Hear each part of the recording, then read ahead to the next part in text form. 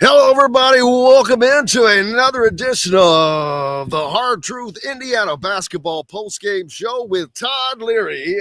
Joined you by Jim Coyle. That's me. Hope everyone is doing well. Great to have Todd along. As always, glad to have you back. Another win for Indiana, Todd. This one a little reminiscent of last year when they got out to a nice lead and then their substitutions came. And well, it seemed like the tide turned and it never came back for a while. They didn't get today. They were never down, but it got close. Yeah, it got tied. It got tied. Tied at 40. Yeah. And that was with a few possessions that UNC-Greensboro had an opportunity to take the lead. So yeah, it was. That part of it. I don't think any of us Indiana fans ever felt as though the game was in jeopardy. I think they always thought Indiana would win. And, it's kind of a little bit like last year when the Army game and some of those early games when they just couldn't put teams away. But I think my takeaway from this was as soon as Indiana secured signing Omar Ballo over the summertime, this offense is what I was afraid of. Scoring 69 points in a game like this, when you watch, and it's not that big a deal comparing it to other schools, but when you watch all these other games that are going on right now, you're seeing teams score 80, 90, 100 points. And generally, your pre-conference schedule, you generally average way more points than you do during the season.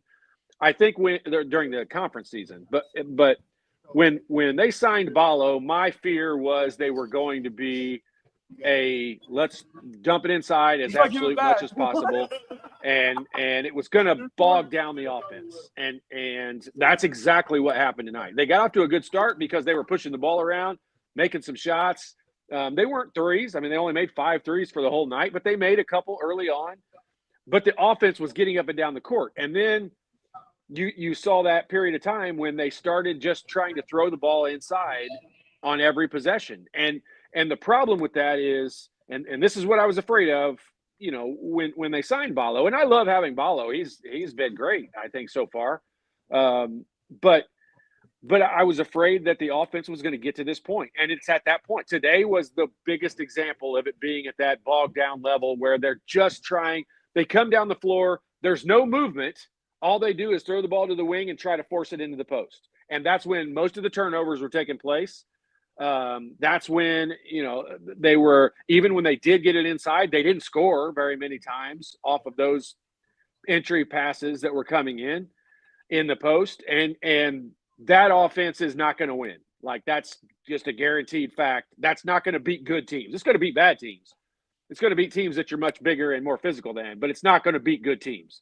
And that tonight is what I hope they learn. That's why you play these games. That's why you play these pre-conference games against teams you're supposed to beat and can make some mistakes against and still win. And that's what I hope they get out of this, because that offense tonight, I'm not even talking about shot selections or turnovers or anything. The idea of one pass and throw it in the post does not work in college basketball, and it'll get you beat. And if they'd have played a good team tonight, they would have gotten beat. Yeah, they definitely, they started so hot again. It was a great start shooting night. Of course, Miles Rice led it. He comes out hot, hits a 3 right off the bat. Ibaka looked good. He got some scoring early. Everyone was scoring except for Carlisle early on. Actually, he didn't score any points in the did he score in the game? Or is this he scored 3? He scored 3. Okay, he hit a 3. I've got he hit a 3. Too many different things. That's right. He did hit his only points of the night. And then all of a sudden, when that substitution came and the slowdown happened, and they just, I don't know if it was UNC-Greensboro just jumping up and taking advantage of it or what, but the tide turned and Indiana couldn't get it back. Mackenzie Mbako, he had a good start to the night in the first half. What did he do? Jump around from different. He was 2 for 11 for the game. He didn't have. Yeah, he did not have a good night. But in the first half, what did he get? Mbaka? He was 2 of 7, so it wasn't that great. But he still had 9 points. But then second half, 0 for 4. He only gets 4 shots. Last week in the second half, last game rather, I think only had 2 shots in the second half. And I asked Mike about that in the post-game presser, and he was like, well, he had the second most shots on the team. And I'm like, well, I wasn't asking about it. I didn't say that, but I wasn't asking about that. I was asking about the second half, where he just, I don't know if he's disappearing or it's just because Bryson Tucker had a really hot hand in the second half, a nice second half for him, scoring all of his points except for 2 in the second half. So a good night for him, and kind of that same position that Mbako plays. Yeah, but Jim, I'm going to say the same thing. Like I'm going to say, Keenan Carlisle, Mbako. I didn't think Renew was able to get himself involved in the offense very well. I didn't think Ballo got himself involved in the offense very well. And I'm going to blame that on the fact of right now I don't think Keenan Carlisle understands what the coaching staff thinks a good shot is. And the problem with that is they know that the focus is to try to get the ball inside. I don't think that surprises anyone, and I don't think that's the wrong focus. But to have your offense be predicated or designated so that it literally throws the ball to the wing and then throws it in the post. This is not the 7th grade. You're not going to beat really good teams. They're not going to allow that to happen. And when you saw Indiana turn it over repeatedly doing that, and when you take a team that is new, they're new guys playing together, and they don't totally understand. I can tell you right now, Keenan Carlisle can't quite figure out. He can't get in a rhythm because he can't quite figure out what shots he's supposed to take and what shots he's not supposed to take. The 3-pointer that he made was a horrible shot. He just made it. He took another one just like that in the second half and got yanked out of the game because it didn't go in. Had it gone in, he'd have stayed in the game again. He would have probably got yanked out in the first half had that one not gone in. But he can't figure out what's a good shot and what's not a good shot because the offense is so predicated on just getting the ball inside. And man, that was I said this earlier, and I'm probably going to say it 1,000 times, during our shows this season. You're not going to win in today's college basketball against good teams. You're going to win some games, but you're not going to win against good teams when all you're trying to do is throw the ball inside.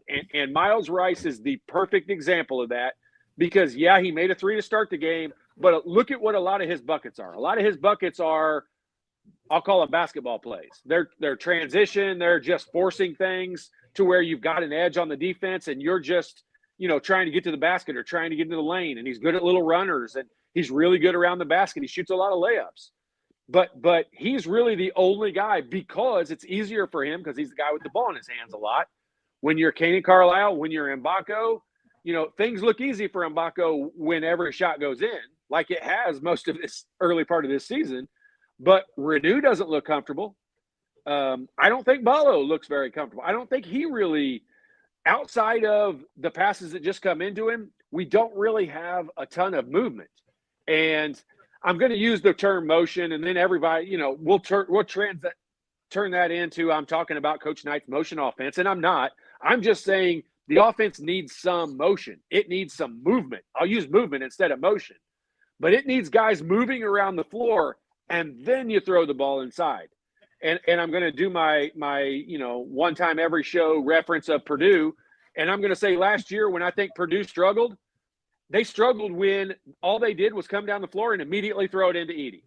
That's when I think their offense struggled. Now, when they ran all their things and they got guys cutting in circles and doing all the different things, and then the ball goes to Edey, very hard to stop, very hard to double team. It's hard for the other team to know who's supposed to double team. But when you come down on offense and the guys are set up defensively and you throw the ball to the wing and the defense, barely has to move, and then you throw it in the post, everybody on the floor, everybody, all 17,000 people in the gym know who's going to come double team. You're not catching anybody off guard. You have no advantage on offense because all you've done is thrown 2 simple passes and the defense hasn't had to move. And when the defense has to guard people, guard cutters, it's much more difficult to then go double team somebody. And our offense, this is exactly what I was afraid of when they signed Ballo. And again, I love Ballo on our team. He has shored up the rebounding issue that I thought might be an issue for us for the season, and he has stopgapped that thing. That is no issue whatsoever. We'll probably win a lot of rebounding battles this year, and most of them are going to be because of Bala. But our offense is suffering right now, and we're probably assuming that they don't make 15 or 17 threes. We're probably going to go down to the Bahamas and beat Louisville. But then after that, Gonzaga is going to smack us right in the mouth because they know how to play defense. They know how to run offense. And that's going to be a tough one for us to come back. And I'm not saying we would win that game anyway. I'm not saying we're not going to win that game. But if we run this offense tonight against Gonzaga, they will lose by 30. Yeah, Gonzaga is no joke. Like I've said it before, I watched them beat Baylor, who was ranked number 8 at the time, and they just wiped them. David had a comment. David Little-Swope had a comment about that Omar and Malik should have dominated in the paint, and they should have because there's no size on UNC-Greensboro. And there was a moment early on when Ballo went out on the perimeter and drug his guy out there, and it kind of left the middle wide open for Malik. And I'm like, wow, that'll sure open some things up. They never went back to that again. Well, Jim, I'm telling you, that comment is a good comment, and it's really just saying the same thing that I said in another way. It's very easy to defend those guys. I don't care if they are smaller. If the defense is smaller, it's very easy to defend those guys when you've got pretty much everybody just kind of hanging around the lane.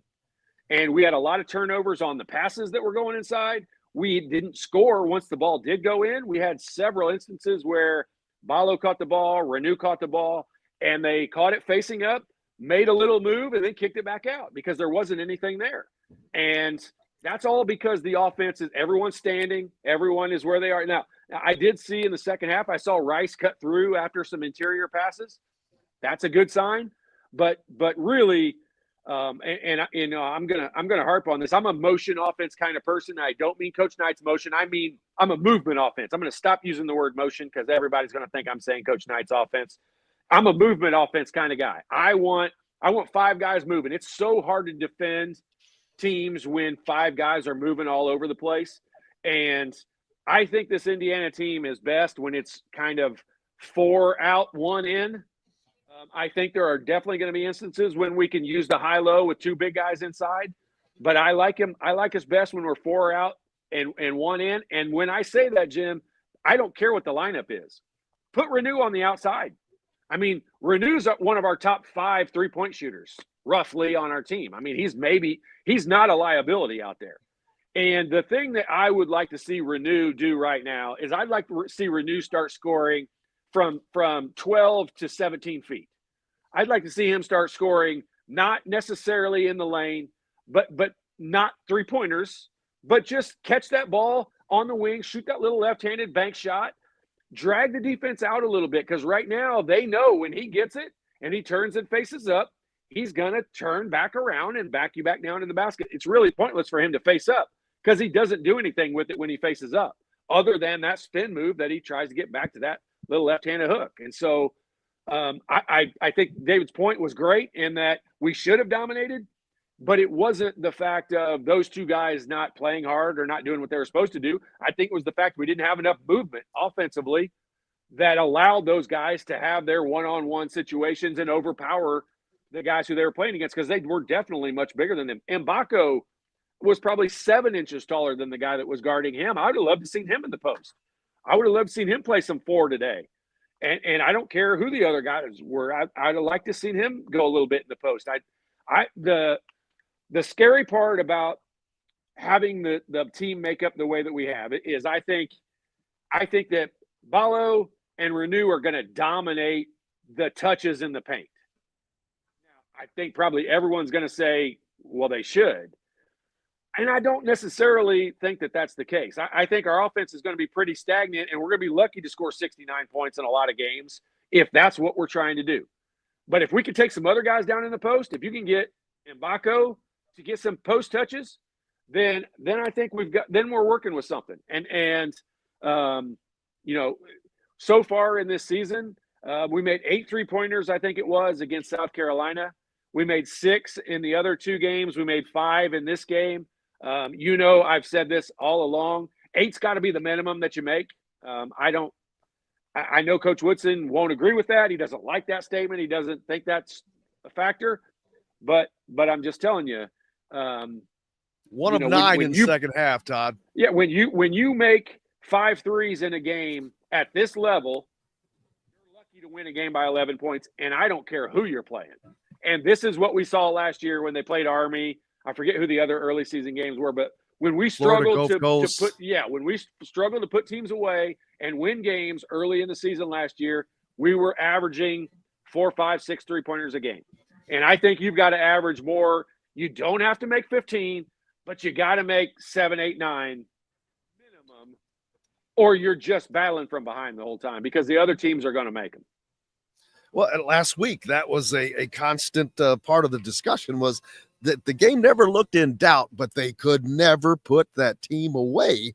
And that has nothing to do with this week, but a similar thing. They got out to a big lead here, but let them back in the game.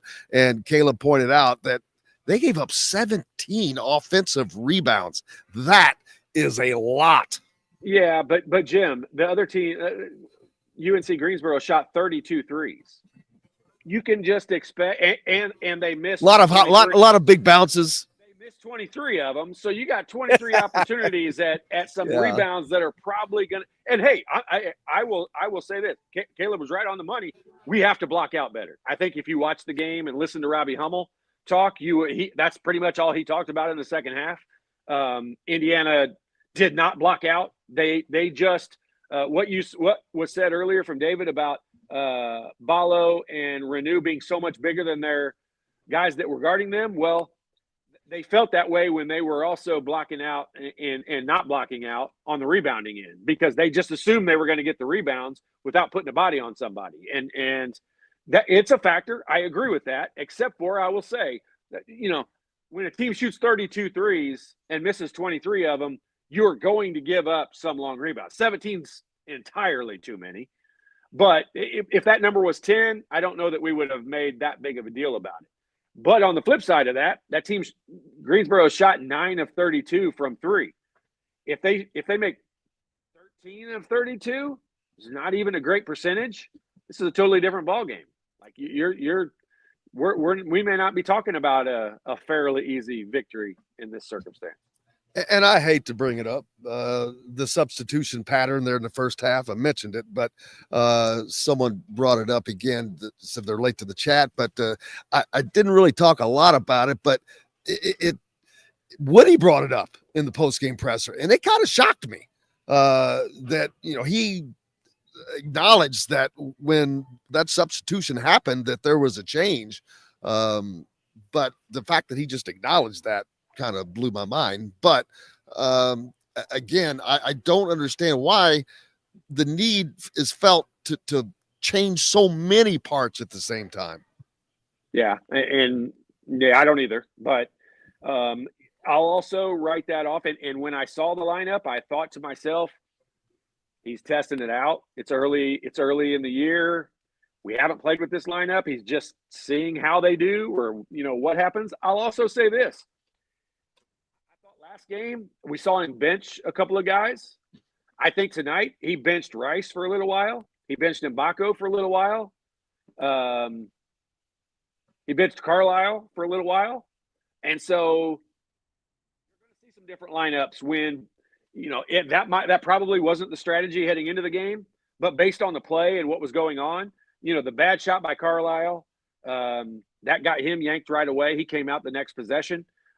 We saw a really bad turnover on trying to feed the post. And hey, I'll tell you this, like as a player, you better understand and recognize this. And that is when the coach's focal point is one certain thing, which I'm not going to identify what that is. In this particular case, this coach's, Mike Woodson's focal point is getting the ball inside. And when that's his focal point and you mess it up, because of post feeds, it's probably going to come out. Like he's going to remember that more than if you dribble it down and throw it away in transition. If you throw it away trying to feed the post, you're probably going to remember that a little bit more. And as a player, you better understand and identify that, because I know I'm positive that Rice came out of the game because of a bad post feed that he made that got stolen, and he came out real shortly after that, and he didn't come in for a little bit, which had the game been a wider margin, he might not have come back in at all. And we saw that against South Carolina. Renew got taken out with about 7 minutes to go in that game because of foul trouble, and the coach wasn't happy with the foul situation that Malik had been putting himself into, and he never came back in the game at all to final 7 minutes. And that's not the normal substitution pattern. So that was a punishment substitution, I would say, or a punishment benching. And I'm not against that. I understand. Like Coach Knight used to always say, like, there's no better way to teach a kid something than put his butt on the pine. And I'm a believer in that. But I think that happened in this case, and the lineup got away from him before he realized the 5 guys that ended up on the floor together. And then I think he just said, let's see what happens. The second half play of Bryson Tucker. Oh, absolutely agree. The second half play of Bryson Tucker, one of the bright spots for that Indiana team. He keeps coming in and grinding and getting better. He's going to be a nice player for this team, especially as a freshman. He had some nice moves. What are you seeing with his game? What does he need to continue to work on? Well, I've learned early on he is much more comfortable in the mid-range than he is from three-point range. His three-pointers, I don't know what he is on the season, but I know they don't look very good. He has a little bit of a different mechanics in his shot when he shoots from long range. He needs a little of he needs some myjumpshot help. Yeah, he does. Yep. He does. But he's extremely comfortable in the mid-range. 17 feet is his sweet spot. And I tell you what you could really take away from this is that when Indiana needs a little bit of an offensive burst or punch, it's so nice to be able to have a guy come in off the bench and be able to give you that. And I'll tell you this, it is much easier. Look, this is just common sense. Anyone could tell you this, but it's common sense. And it's a nice thing to be able to say, he's going to be able to be more consistent at coming in off the bench and giving them a boost because he shoots more shots from 15 to 17 feet than he does from 22 feet. You're obviously a better shooter in close than you are. And I'll say he's better than not just the average, he's better than most from 17 feet. And so I was very impressed with the shot making ability of him. He made a very tough turnaround jump shot, just fluid as can be. So I think this is a game that, even though coming away from it, I don't think the coaches are pissed. I think there's some things they don't like. There's a lot of things they're going to want to clean up. But I think when you're looking at a positive note of it, I think Bryson Tucker is a positive note that comes out of this game, and they'll feel pretty good about what they got out of him and the confidence he's building in himself this part of the season.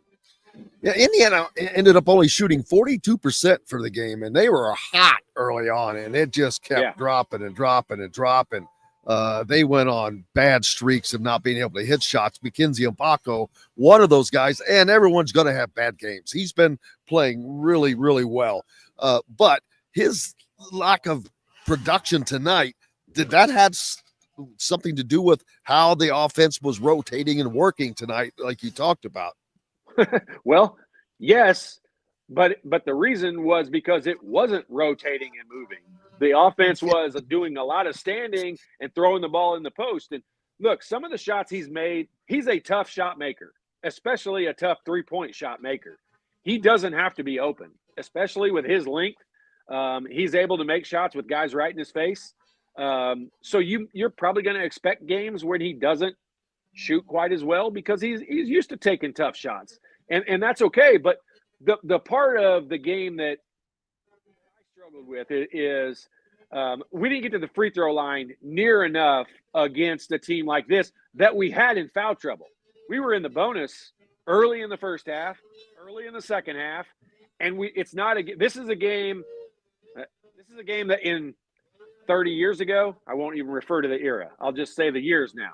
But 30 years ago, Indiana would have shot 45 free throws in a game like this. When you get a team in the bonus that early on, you just keep driving the ball to the point where you probably have some turnovers because you're just trying to force drive it. Not force post feed it, force drive it. And I think my opinion nobody's asking for, this team's going to be a lot better off when they start forcing drives versus forcing passes into the post. And I even think the big guys will benefit more from it and get easier shots because of the kicks. And Miles Rice is incredibly good at finding the open guy on a drive. And I don't just mean kicking out for threes. He's incredibly good at finding the interior guy. So I think that's when the offense will start to flow and be the toughest to guard when they start driving the ball more. This should have been a 45 free throw game for Indiana. Yeah, they certainly that was 16, not the case. 16 free throws in this game. It should have been 45 free throws. Yeah, is that just a direct response to not having movement, not having guys moving with the ball, not taking the ball to the rim? Mackenzie Mbako had been doing so well of going to the basket. Didn't see that much tonight. He shot 4 free throws, but I know at least 2 of those free throws where he got fouled out away from the basket, barely even had the ball. I think it was on a rebound even. And, those were not drives to the basket. And that's what I think the takeaway should be from this game is they had UNCG on the ropes, foul trouble. They should have put him away. That's where they should have put him away, and they didn't. So what's next for this team? They have to head off to the Bahamas. They're going to have practice, of course, between now and then. Mike said there's going to have to be a hard practice tomorrow. Was his words. But they're going to have to take on a Louisville team that is going to try their best to just shoot them into oblivion from behind the 3-point line. Yeah, they are, and that's what makes that game scary because talent-wise and game planning-wise and all of that, Indiana's a better team. They have a major advantage. The scary part is you're playing against a team that isn't making any bones about what their plan is, and their plan is to shoot a bunch of threes, and if they get hot, they could beat anybody. They literally could beat anyone. They could beat Gonzaga if they get hot. But, you've got to – I know that a lot of people will say – they've got to defend better from behind the 3-point line. That is the most difficult thing to do in basketball is guard a guy 25 feet from the basket because he has so much room to maneuver and drive and do stuff with you. And this is just a fact. The best offensive player in the world is going to beat the best defensive player in the world one-on-one. Like over time, over an average, the offense is always going to win if they're both really, really good. And so tough to defend guys, out there 23 feet from the basket. And if Louisville gets hot, it's going to be a game that Indiana needs to take control of early, drive the ball a lot. This Louisville, I've watched them a little bit. It's not a great defensive team. Won't shock me if Louisville comes out in a zone defense. If I were Louisville, I would come out in a zone defense. But if they don't, Indiana needs to drive the ball and shoot 40 free throws. If Indiana, shoots more than 33 free throws in this game, they'll win by 20 plus. If they shoot under 20 free throws in this game, it might be close. Brian says the 3 that Goody made was the first one he shot all season that looked like it was going in. I don't know if I'd agree with that. He's had some good looks, but he was 2 of 10 before that shot went down. So he's now 3 of 11. He's a good shooter. He's one of those guys. The numbers will even out. The numbers will catch up and even out overall. Yeah. Oh, I agree. Is it hard when you come in like he does? You're off the bench, you come in cold, and boom, you're trying to get those 3-point shots up. Or is that something that's your role, and you have to be ready for that? Yeah, it's your role. It's your role, and you have to be ready for it. I'm going to say the same thing I said at the beginning of the show. The hard part is right now. I'm not sure everyone knows what's a good shot. They know the focus of the offense is to get the ball inside. So I can assure you, they're not talking in the locker room about Luke Goody's 3-point shots. Okay. I mean, they might work on it in practice with an assistant coach and a manager, tomorrow or, this weekend and next week and all season long. But that's not what they're going to talk about. When they watch the game film, they're not going to say, we got to figure out a way to get Luke Goody more 3-point shots. They're going to figure out a way to run the offense that gets open shots. Whoever ends up having the ball in their hand is going to be that guy at that time. And Luke Goody's got to put himself in a position that he ends up being the guy that ball comes to. And he's got to get on a roll and make a few shots. And he will. Luke Goody has good form, good mechanics, good technique, and he is a known good shooter and has confidence. So I don't worry about Luke Goody from a shooting the basketball perspective. It's like Mbako. Mbako could miss 20 in a row. I'm not worried about Mbako being able to make shots. He's going to make shots. It's just a matter of his confidence. It would have been great for us as Indiana fans if Luke Goody had started out incredibly hot, but he didn't. And so now he's going to have a spell throughout the season where he is incredibly hot. It just didn't happen at the very beginning of the season, which would have been nice for his confidence, but it will happen. I kind of go back to it's a couple of games back, and someone asked Mike in the post game, what is your offensive identity? And he says, don't know yet. Still looking. And I'm like, that's kind of worried me a little bit when I heard that. I would think that you would have a direction that you want it to be because you know who you have, what you have, and all of that. But that's definitely not the case right now, unless they're going to be, like you have pointed out a few times, a paint-oriented center, get it inside first kind of a team. And we've seen that for a couple of years, and it hasn't worked out well. Well, and look, I'm all for, I will say this, Coach Knight was a throw the ball in the post kind of coach. Like, that was our goal and our identity every single time down the floor. But there was a whole bunch of movement that took place before that happened. We didn't come down the floor, make one pass, and throw it in the post. And if we did, 9 times out of 10, that guy doesn't score a basket. This is not the 7th grade. You're not just going to go overpower somebody at this level. And so you got to have some movement. You got to have some direction. You got to get the defense moving so that they're not just locked in to who's going to come and double team. And the identity of this team is I'm not trying to change that. The identity of this team is 100% going to be score the ball in the paint. And I want it to be. I think that's where we are at our best. I think Ballo is fantastic. Renew's fantastic. I think Mbako is going to be fantastic at scoring in the paint. But it can't be come down the floor, one pass, robot, throw it inside, score. That's not going to happen, and we're not going to beat anybody that's very good if that's the game plan, which it's not. But that's not going to happen. I agree. So now they will head off to the Bahamas. They're going to practice until then, and we'll see what happens when they take on the Louisville team, and if they can defend the 3 or not. That's going to be a huge game, because you cannot go down there, lose the first game, lose to a team that has 13 new players, and all of that, and then yes, the whole deal. That would definitely not be a good look. So. But we'll just let that be it, and no point in beating the dead horse, because we've got a big badass football game coming up on Saturday, people. And I'm not gonna lie to you, I'm jacked for that game, because the enormity of what is on the line, just cannot be overstated for Indiana if they were to win that game. All of the things that does for the team, for the program, for everything.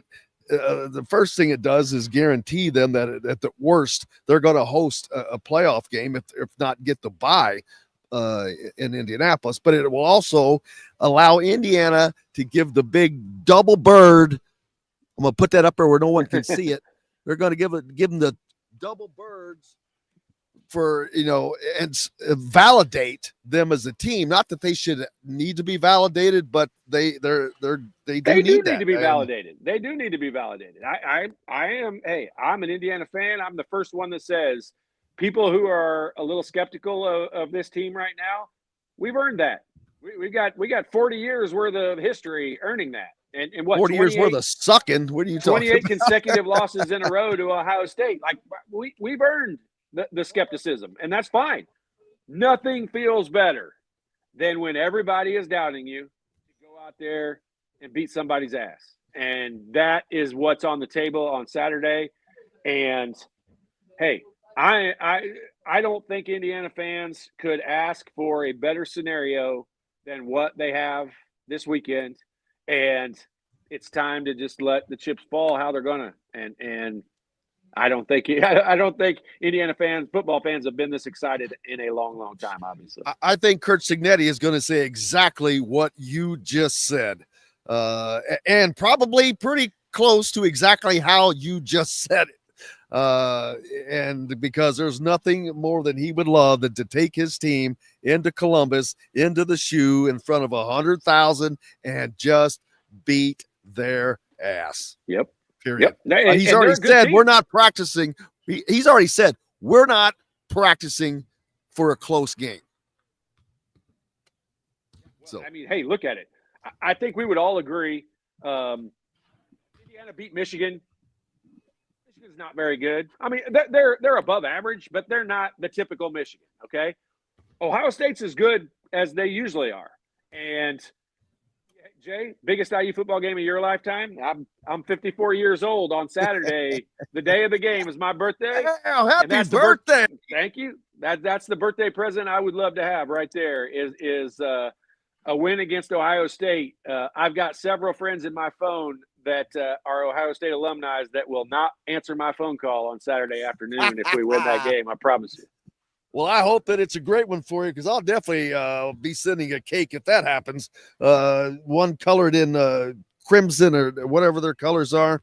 I don't know what they call it. Scarlet and gray. Scarlet and gray. November 23rd birthday with Steve Alford. So Steve Alford and I. Is that right? Yeah. Yep. Well, wow. Congratulations to both of you. Well, all right, man. It has been always a blast to get to spend time with the Shot Father. And make sure you go to myjumpshot.com if you have a kid, know a kid, are a kid, know of anybody that has a kid that could use some work on their jump shot or basic fundamentals. Todd Leary is the man. Played for Bob Knight, played for the Hoosiers back in the early 90s, and no one better to learn the fundamentals from. Brother, I appreciate you as always. Great seeing you. Enjoyed it. Can't wait till Saturday.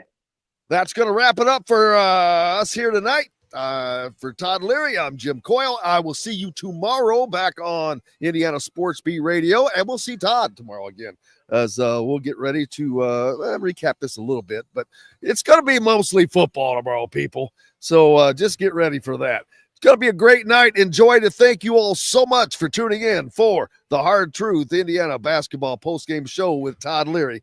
That'll wrap it up. I'll see you on the radio.